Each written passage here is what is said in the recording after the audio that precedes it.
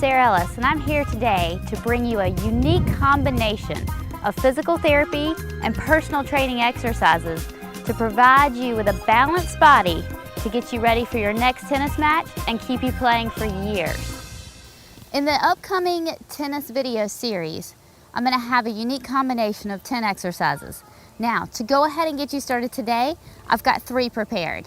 So, the first exercise is going to help you protect your knees. The knees are the most common injury in the body, despite the age group, from little kids to age 80.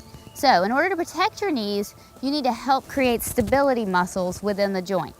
So, the first exercise I want you to do is a single leg squat. Now, this exercise is actually fairly difficult to do correctly. So we're going to start with a few steps. The first step is to make sure you can do a regular squat. Now, for a regular squat, you want to focus on a couple things. First thing are your knees. You want to make sure your knees stay shoulder width apart and in line with your body.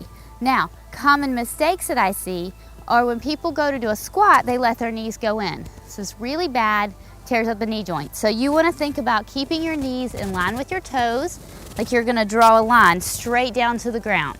Okay, now, the other thing to think about that's important are your hips. A lot of people, when they go to do squats, they let their hips go forward and their knees go over your toes. When that happens, all the force comes out of the knee joint and it hurts your joint. Now, to do a squat correctly, you want to think that you're sitting back down into a chair. What this does is utilizes all the big muscle groups in the lower body and protects your knees. So then when you're out on the tennis court, all the correct muscles will fire and it won't stress the joints. Now, once you can do 10 squats, just like this, nice and easy without a problem, then you want to move on to the single leg squat. For the single leg squat, you want to think about the same principles. Knees stay straight in line with your body, hips stay nice and tight, down and back. Okay, just like you're sitting down in a chair. So, right here, single leg, hips straight, you want to squat down.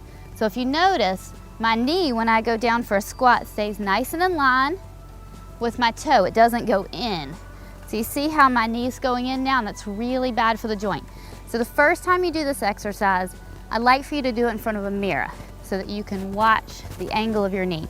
So as you squat down, make sure you keep that knee in line with your foot. Okay? Same principle with the hips. As you go back, make sure you're sitting back in a chair.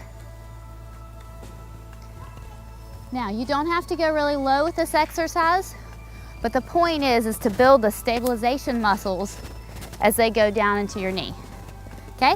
So 3 sets of 10, and when you can do this easily, I'll have your next challenge ready for you. Now, I've got a couple quick tips for you. If you're already having some mild knee pain and you've had it checked out from your doctor and it's nothing major, there's a couple things you want to try. First thing you want to try is stretching out the muscles, because as these muscles get tight, they pull in the joint, they compress the joint, they create knee pain. So, just a nice simple quad stretch where you pull your foot up behind you, hold for 30 seconds, helps to release these muscles. Now, the second tip I have for you are shoes. It all comes down to the shoes, but in this instance, it's true. The inner soles of the shoes with the cushion and support start to break down after about 6 months, whether they're sitting on the shelf in your house or you're actually wearing them. So you want to check your shoes. If they're more than a year old and you're having some knee pain, get a new pair of shoes. That might do the trick. Now, we've protected your knees, so the second most important thing in your body is your lower back. 80% of the population will have back pain at some point in their lifetime. So we want to really address this issue. Now, with tennis, the tennis swing uses a lot of core strain. So in order to have a more powerful controlled swing and not end up with elbow pain and shoulder pain, you want to bring in all of your core muscles to help support you. Now, for this exercise, we're going to utilize a band. So this basic stretchy band, you can buy it from any store, Target, Walmart, TJ Maxx, any sporting goods stores.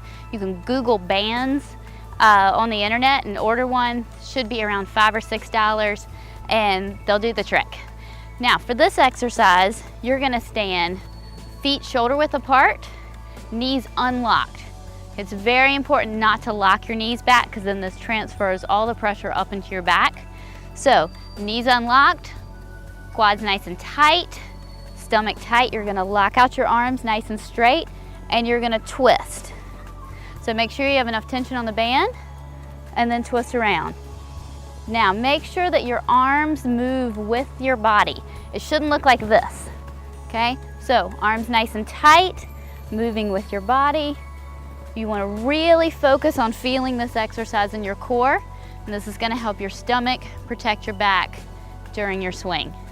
Okay, so 10 rotations each side. As it gets easy, step out a little further, increase the tension in the band, and that'll make the exercise harder. Okay, after you finish your trunk rotations for your core, if you feel like your back and stomach are kind of tight, you want to follow that with some rotations, trying to go all the way around and really stretch out your back. Okay, and then switch and go the other direction. This should feel really, really good. Okay, for the third exercise I'm going to give you today, it's going to work your shoulder. Now, this exercise is using your band again. It's going to help protect you from things like tennis elbow, bursitis, shoulder impingement, common tennis injuries, and also just injuries as you age. So what you want to do is make sure the band is really light. So you're going to stand closer than you would think. Okay, nice light resistance, shoulders back and down, really good posture. You want to make sure you have good posture on all the exercises, but especially for this one. So shoulders back and down, chest out, and you're going to open up your arm to the outside. Now, if you can see the angle here, you're going to keep a nice 90-degree angle on your shoulder and just open and close. So from the front, looks like this. So you're just bringing your arm out across your body. Now, where you want to feel this exercise is right in the back of your shoulder. So as you squeeze out, if you feel it in the front, I need you to readjust your posture, focus on the back, so that you're really pulling in all of those good rotator cuff muscles, and we're protecting your shoulder from injury, and we're also going to give you a more powerful stroke and a powerful backhand.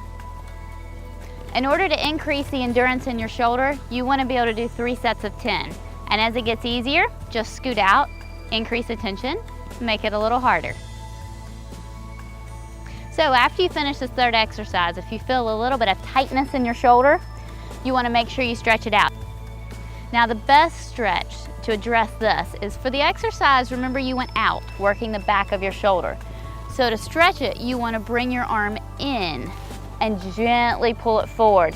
Now, if you're so tight that you can't grab your arm without hunching and using really bad posture, you want to make sure you find a fence or a wall, stand up really tall, and then you can push your elbow against the wall. And this is another way if you can't reach it and gently pull forward.